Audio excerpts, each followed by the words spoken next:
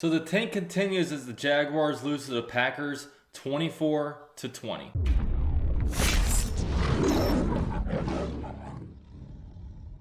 Now the Jaguars lose their 8th consecutive game in a row. However, the last 3 games have been pretty ideal losses for the Jaguars, as each game the Jaguars have been very competitive and they've showed some things that you really like, but at the end of the day, they do get that loss. Now, of the last few games, this was definitely the hardest one to really kind of not pull for the Jaguars to win, because man, the Jaguars were in Lambeau Field about to, very close to being able to beat the 6-2 Green Bay Packers and really upset them.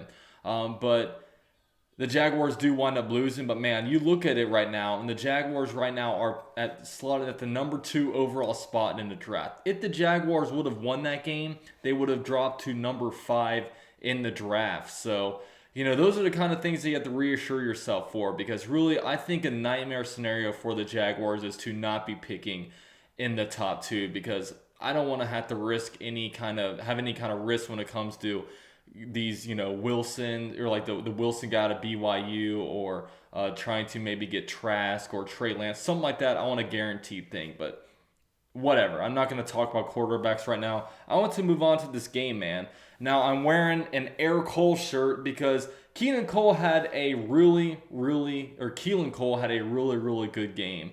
2 touchdowns on the game.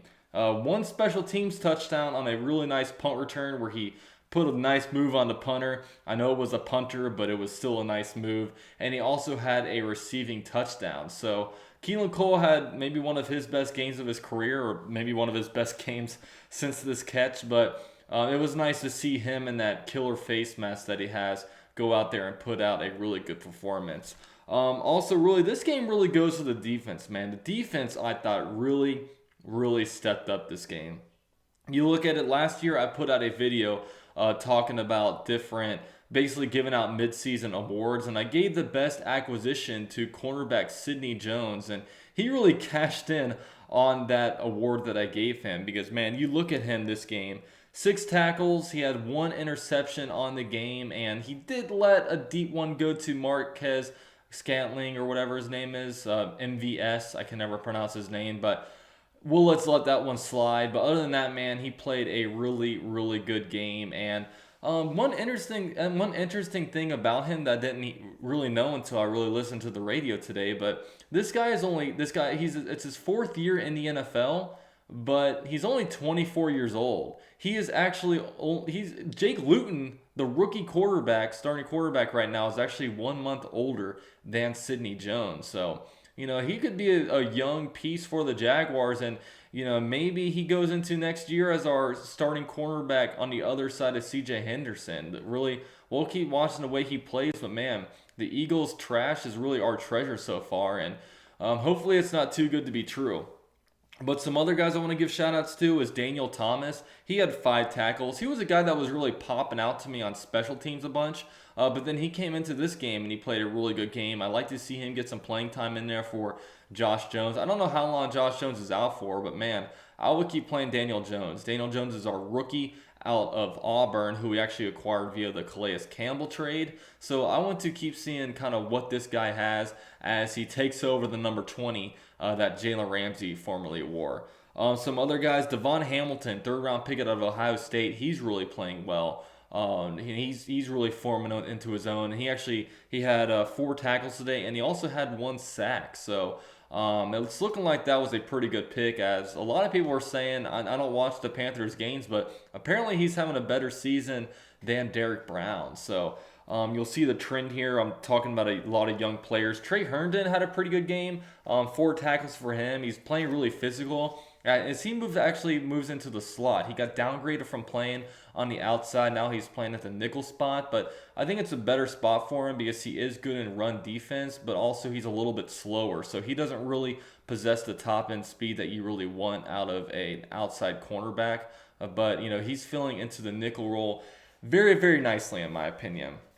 CJ Henderson, he had 3 tackles and he had a nice forced fumble on Devontae Adams, and he was kind of holding Devontae Adams down. Devontae Adams really, the last several games, has been on an absolute tear, and you really can't stop Devontae Adams. You just had to do your best to hold him down, and I thought he did pretty good against Devontae Adams. And Devontae Adams, he was clearly frustrated out there. He did not have a normal Devontae Adams game, and I know that because I have him on my fantasy teams. But he was able to shut him down. Not necessarily shut him down, but he played pretty well against him. Miles Jack had another good game. He continues to be a consistently good player. And also Josh Allen, he didn't record a lot on the stat sheet, but he did get a sack taken away from him. But the most thing that you don't see on the stat sheet is that, he was causing a lot of disruption in the game and kind of forcing Aaron Rodgers to be pretty uncomfortable. So that was I thought Josh Allen played pretty well. And just the defense as a whole, they did a good job of kind of slowing down this offense. We've had some games where Aaron Jones just takes off, and you had some games where obviously Aaron Rodgers just throws it all over the yard. But the defense, for the most part, they got their turnovers, and they forced several 3-and-outs this game, including the opening possession 3-and-out. So good game by the defense. Special teams also all around played really well. Logan Cook, I thought, had several good punts. Obviously, Keelan Cole had his punt return. And also the new kicker, Chase McLaughlin. We've been going through a kicking carousel with Josh Lambo constantly being injured. He was 2 for 2 on extra points, 2 for 2 on field goals, including a 52 along of 52 yards, and especially good because it was a windy day. So good game by him. And then the special teams, man, it really just helped us win the field position battle. The Jaguars definitely won the field position battle this game. Many of the Packers drives were starting in the 10-yard line, and a lot of the Jaguars drives were starting, 30, 40, 45-yard line. So it was good stuff. Really about the special teams. I was very impressed on that side. Now, the last thing I'm talking about is the offense. So I thought the offense was the ultimate kind of negative of this game.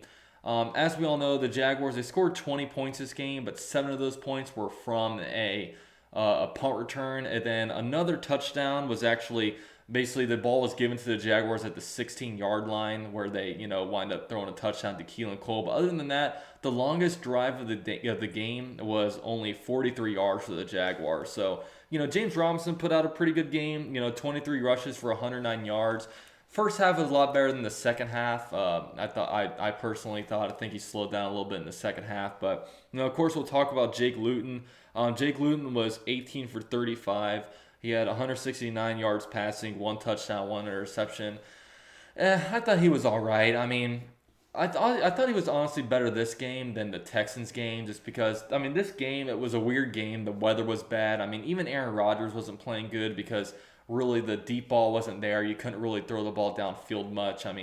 It was a tough game for the quarterbacks. But at the end of the day, I know a lot of Jaguar fans are debating, who's better, Jake Lewton or Minshew? But, me personally, I would go with Lewton, but I'm not going to spend too much on this conversation because the answer for Jaguars at quarterback is not on the Jaguars roster.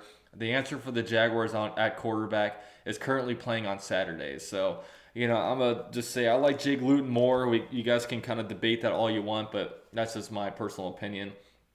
Chark had 56 yards receiving. Keelan Cole had 43 yards. Conley had 43 yards, I believe. So those were some kind of the players this game that I kind of stood out. But it was a good loss, man. I thought the Jaguars were 14-point underdogs this game and only lost by 4 points. And, had a chance at the end to really go up there and win the game. But the offensive line just did not hold up for the Jaguars. But, like I've said before, I think the Jaguars find a way to win one more game. There's 7 more games left on the schedule. I think the Jaguars win one game. I just think it's so imperative for the Jaguars. Gotta lock down a number 2 spot, a top 2 spot.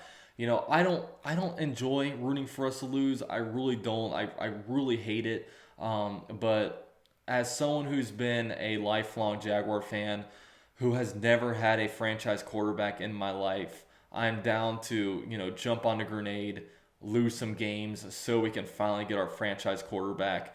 I want to be able to buy a quarterback jersey next year and be able to wear it until I'm in my 40s instead of just recycling quarterback jerseys. But that's just me, man. That's just me. So Jaguars lose this one 24-20. Let me know some of your thoughts down below. The Jaguars, they're playing better, man. They're playing better. They're probably going to slip their way into a win or two, but we'll see. But let me know what you guys think. Thank you so much for watching. Drop a like on the video if you guys can. Also, be sure to join my Flick chat. where we talk about all the games. We do weekly giveaways and all that stuff on there. It's a lot of fun. Follow me on social media at UCF_Jaguar on both Twitter and Instagram. And you guys can also become members of the channel for as low as $3 a month. Thanks you guys for watching. Go Jags.